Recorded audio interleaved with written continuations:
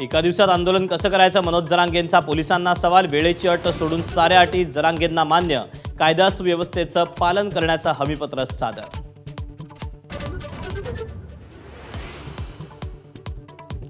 मराठा आंदोलनासाठी राज्यभरातील कार्यकर्ते मुंबईच्या दिशेनं आरपारची लढाई लढण्याचा कार्यकर्त्यांचा निर्धार। आझाद मैदानाला छावणीचं स्वरूप येणार।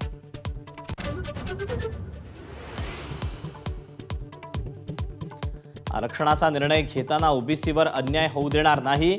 मुख्यमंत्र्यांकडून भूमिका स्पष्ट। मराठा नेत्यांनी समाजाच्या हिताचा विचार करून मागणी करावी। फडणवीसांचं आवाहन।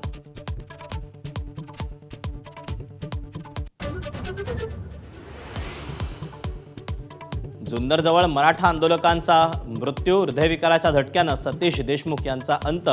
मुंबईतील जरांगेंच्या उपोषणाला सुरुवात होण्याआधीच दुर्दैवी घटना घडल्यानं हळहळ व्यक्त।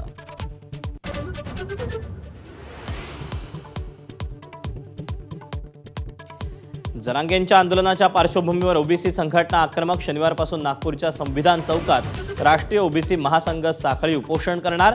गरज पडल्यास मुंबईकडे कूच करणार, तायवाडेंची घोषणा।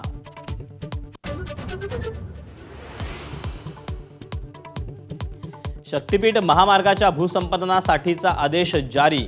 विरोधानंतर कोल्हापूर जिल्ह्याला वगळून वर्धा ते सांगली जिल्ह्यापर्यंतच्या भूसंपादनाला मान्यता।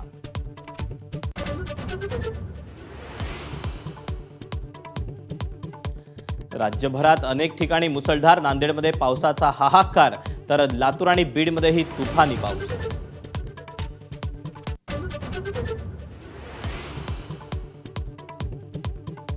विरारमधील इमारत दुर्घटनेत 17 जणांचा मृत्यू तर 9 जण गंभीर जखमी। बिल्डरला अटक करत सदोष मनुष्यवधाचा गुन्हा दाखल। मृतांच्या नातेवाईकांना सरकारकडून 5 लाखांची मदत।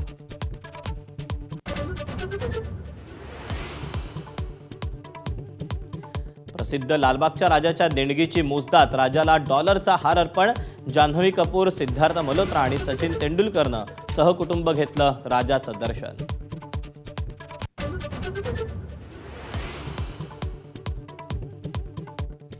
बिहारमध्ये नेपाळ मार्गे 3 दहशतवादी घुसल्याची माहिती। सुरक्षा यंत्रणा अलर्ट मोडवर। पोलिसांकडून फोटो जारी।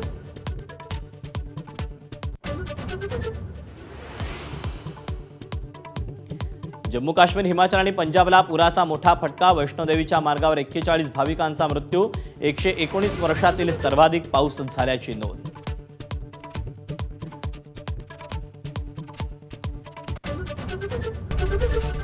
एबीपी माझा, उघडा डोळे बघा नीट।